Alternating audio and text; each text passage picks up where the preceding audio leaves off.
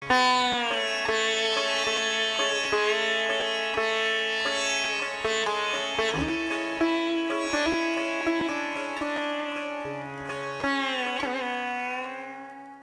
জনতা ভাই ভাই, কাদিয়ানীদের রক্ষা নাই, ঠিক কিনা বলেন? এখানে বসা ছিল সালম সাহেব। তারপরে হচ্ছে এখানে উনি মানে বলছে যে তারা বলছে যে কাদিয়ানী ছাড়তে হবে। উনি বলছে যে না, আমার বাবার জায়গায় মসজিদ করা, আমি কাদিয়ানী ছাড়বো কেন? তোমরা ধর্ম সম্পর্কে এসে বোঝো, আমার সাথে যাচাই করো। তো এই কথা বলার পরই ওদের হাতে হকি স্টিক ছিল, বাড়ি দেশে পুড়িয়ে গেছে।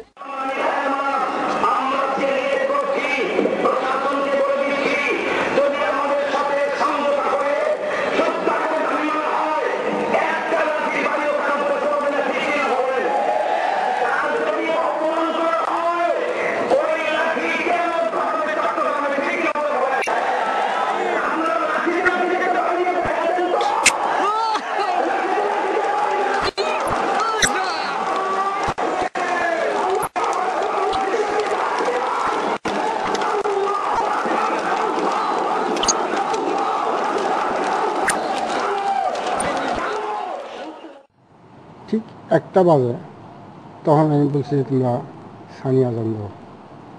সানি আজান দিয়েছে, আমি খুতবা আরম্ভ করছি। এই সময় দেখছি তারা হই সই করে স্লোগান করতে করতে আইসে। আইসাই তারা নামাজ তো পড়ার কিছু দরকার নেই, তারা আমার সুদা আইসা আমাদের ঘেরাও করে হয়েছে।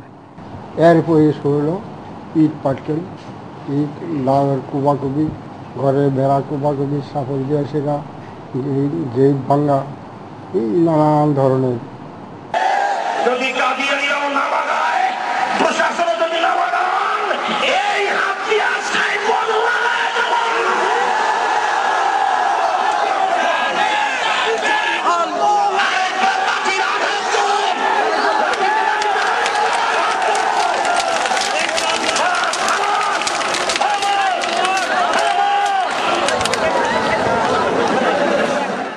আমি পরিষ্কার বক্তব্যে বলেছি এবং বাংলাদেশের 13 লক্ষ ওলামায়ে কেরামকে চ্যালেঞ্জ দিয়েছি, গোটা পৃথিবীর ওলামাদেরকে। আল্লাহ আসমান থেকে যত রসুল দুনিয়াতে পাঠিয়েছেন, 2টা আমল সব নবী করতেন। সকলে গালে দাড়ি রাখতেন, একখানা লাঠি হাতে রাখতেন নিজে নিরাপত্তার জন্য, পথ চলার জন্য। একখানা লাঠি হাতে ব্যবহার করা তার মানে হলো সমস্ত নবীদের সুন্নতের উপরে আমল করা। এটা যদি সুন্নত হিসাবে ব্যবহার করেন, তিনি সেই সওয়াব পাবেন। সেজন্য বলছি আমরা মুসলমান সুন্নত হিসাবে এখন কই?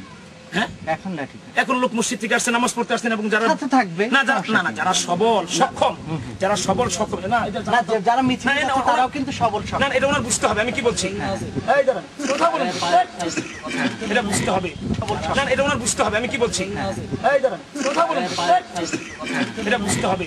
যারা সবল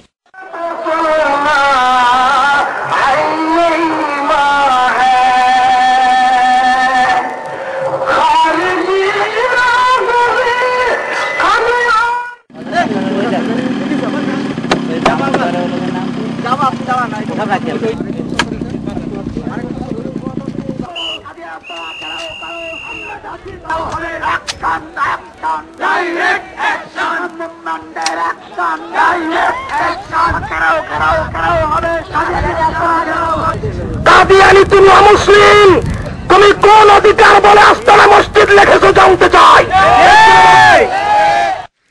কোন অধিকারে? মুসলমান হওয়ার অধিকারে। আমরা যেখানে সাজদা করি সেই স্থানের নাম মসজিদ, আমরা যেখানে নামাজ পড়ি সেই স্থানের নাম মসজিদ। আমাদের ধর্মবিশ্বাস কি এই সম্পর্কে আমি আপনাদের সম্মুখে জামাতে আহমদিয়ার পবিত্র প্রতিষ্ঠাতা হযরত মির্জা গোলাম মোহাম্মদ সাহেবের পবিত্র ভাষায় কিছু অংশ একটি পুস্তক থেকে পড়ে শোনাচ্ছি। হুজুর আলাইহিস সালাম ইরশাদ করছেন, আমি সত্য বলছি এবং খোদা তাআলার কসম খেয়ে বলছি যে আমি এবং আমার জামাত মুসলমান। এ জামাত মহানবী হযরত মুহাম্মদ মুস্তাফা সাল্লাল্লাহু আলাইহি সাল্লাম ও কোরআনে কারীমের উপর ঠিক সেভাবেই ঈমান রাখে যেভাবে একজন সত্যিকার মুসলমানের ঈমান রাখা উচিত। ইসলাম থেকে কিঞ্চিত পরিমাণ পদস্খলনকে আমি ধ্বংসের কারণ বলে বিশ্বাস করি। আমার বিশ্বাস হলো এক ব্যক্তি যত কল্যাণ ও বরকত লাভ করতে পারে, যতটুক আল্লাহ তাআলার নৈকট্য অর্জনের সক্ষম শুধুমাত্র মহানবী সাল্লাল্লাহু আলাইহি সাল্লামের সত্যিকার আনুগত্য ও পূর্ণ প্রেমের মাধ্যমে তা সে লাভ করতে পারে, তা না হলে নয়। তাকে বাদ দিয়ে এখন পুণ্যের আর কোনো পথ নাই। লেকচার লুধিয়ানা 12 পৃষ্ঠা।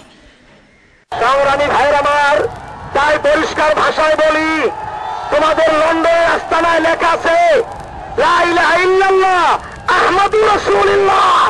ওই প্রতারকের বাচ্চারা লন্ডনের আস্তানায় লেখা আহমদুর রাসূলুল্লাহ আর সুন্দরবনের এই আস্তানায় কেন মুহাম্মদ রাসূলুল্লাহ লেখা জানতে চাই। ঠিক কিনা বলেন?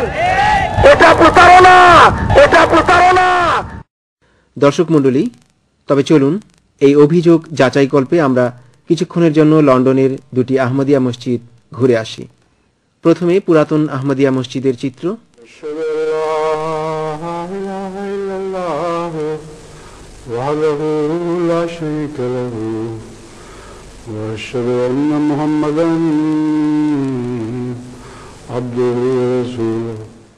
দর্শক মণ্ডলী, এবার নবনির্মিত পশ্চিম ইউরোপের বৃহত্তম মসজিদ বাইতুল ফতুর চিত্র। আল্লাহু আকবার, আল্লাহু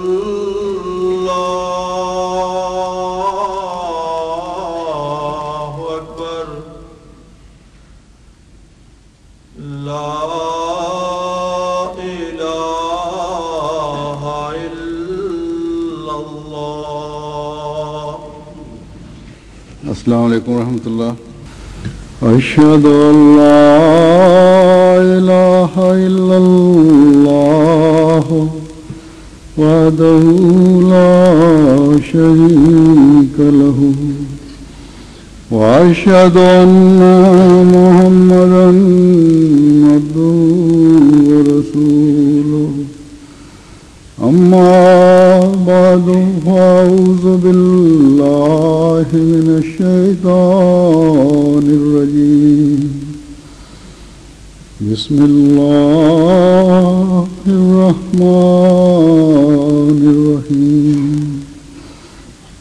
তোমরা যে আমাদের নবী, আকাশ জমিনের শ্রেষ্ঠ নবী, উড়ন্ত পাখি যাকে সালাম জানাতো, গর্তের পিঁপড়া যাকে ইজ্জত করত, হিংস্র প্রাণী আমার যেই নবীকে সালাম জানাতো, তোমরা যে আমার সেই নবীকে মানো না, তার প্রমাণ মুসলমানের গ্রাম হলো আমাদের এইটা। ঠিক কিনা বলেন? ওই ছোটবেজ খালি ঈদগাহ মাঠ, স্কুল মাঠ, মসজিদ, পাশের মহল্লায় থেকে আমাদের মসজিদে আসো না, আমাদের ঈদগাতে আসো না, এতেই তো বুঝে আসে তোমরা আরেক ধর্মের লোক। ঠিক কিনা বলেন? আহমদীরা এমন কোনো ইমামের অধীনে নামাজ আদায় করে না যে মুসলমানদেরকে কাফির আখ্যা দেওয়ার ধৃষ্টতা দেখায়। কেননা বিশ্বনবী মুহাম্মদ মুস্তাফা সাল্লাল্লাহু আলাইহি সাল্লাম বলেছেন, আন ইবনে উমারা আন্না নবী সাল্লাল্লাহু আলাইহি ওয়াসাল্লাম ক্বালা ইযা আকফারা রাজুলু আখাহু ফাকাদ বা বিহা। হযরত ইবনে উমর রাদিয়াল্লাহু তাআলা আনহু বর্ণনা করেন, মহানবী সাল্লাল্লাহু আলাইহি ওয়াসাল্লাম বলেছেন, যখন কেউ তার মুসলমান ভাইকে কাফির আখ্যা দেয় তখন সেই কুফরি উল্টো কাফির আখ্যাদানকারীর উপরই বর্তায়। এ কারণেই আহমদী মুসলমানরা কাফির আখ্যাদানকারী কোনো ইমাম বা তার অনুসারীর অধীনে নামাজ আদায় করে না। এখানে আমাদের ট্রাকের সামনে সাজায় দেওয়া, ওই জায়গাটা ফাঁকা রাখেন, আমরা কথা বলবো প্রশাসনের সাথে। আমরা চাচ্ছি যে খুব তাড়াতাড়ি আপনারা খুব দ্রুত সিদ্ধান্ত নেন। আমরা দীর্ঘ সময় ধরে রোদ্রের ভিতরে আছি, আমাদের আমির সাহেব আছেন, নায়েবে আমির সাহেব আছেন, আপনাদেরকে মুনাসিব মনে করেন আমাদের 2-3 জন প্রতিনিধি আপনার সাথে যাবে, আপনারা সেখানে আনুষ্ঠানিকভাবে সাইনবোর্ড টানিয়ে দেবেন এবং ইনশাআল্লাহ এর মাধ্যমে। আর আপনারা জানেন কাদিয়ানীদের বই পুস্তক সরকার গেজেটের মাধ্যমে নিষিদ্ধ করেছে 2004 সালে 8ই জানুয়ারি। তো এরপর থেকে কাদিয়ানীদের কোনো বই পুস্তক প্রকাশনা, প্রচার করা, সংরক্ষণ করা সবকিছু এটা নিষেধ বাংলা সরকারের আইনে। তো আমরা খবর পেয়েছি কাদিয়ানীদের ওই আস্থানের ভিতরে সেই সমস্ত বই পুস্তক নিষিদ্ধগুলো আছে, এগুলি দিয়ে এখনো বিভ্রান্ত সৃষ্টি করছে। আমরা দাবি করব আপনারা পুলিশ প্রশাসনের লোক সেখানে যান, তাদের বই পুস্তক আটক করে আমরা আপনাদেরকে জমা দিয়ে দেবো। এটা আমরা নিব না নিষিদ্ধ বই পুস্তক। ডাহা মিথ্যা কথা। সত্য কথা হচ্ছে বাংলাদেশের হাইকোর্ট আহমদিয়াদের প্রকাশনার একাংশ নিষিদ্ধের সরকারি ঘোষণা স্থগিত করে দিয়েছে।